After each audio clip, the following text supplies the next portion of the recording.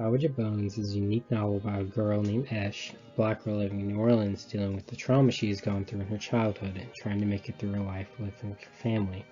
It's not really a coming-of-age novel, it's more of a teenage drama with what Esh has to go through. She lost her mother at a young age and got pregnant at 15. Her pregnancy is a conflict that persists throughout the story, along with her family finding out. The closing act of the novel, the hurricane that her daddy predicted, finally hit, and Ash has to give up with her pit bull China and his puppy safe from not just the hurricane but her daddy. In the end, her daddy finally accepts her pregnancy and decides to support her however he can. The overall tone of the story is very bleak and grim for a story about a young girl dealing with a harsh life. She's been dealt a bad hand of cards and has to do whatever she can to make it work. She has her family and the dog China to comfort her and help her through her hard times, although sometimes they aren't very helpful.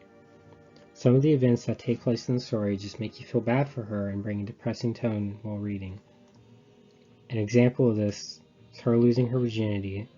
Another example could be the hurricane at the end of the story. Some symbols and themes from the novel include the act of sex, something Ash had at a very young age of 12, which definitely hurt her childhood. It was something she did many times, even when she didn't understand the risks.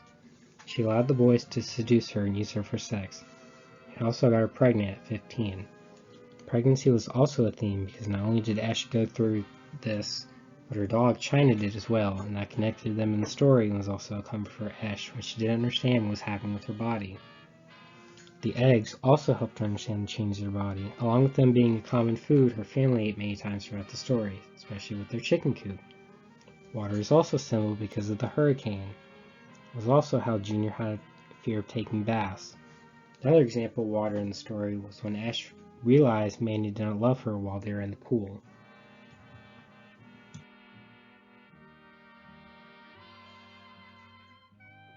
Independence has been a major topic in all three novels we read this semester, and this novel is no different.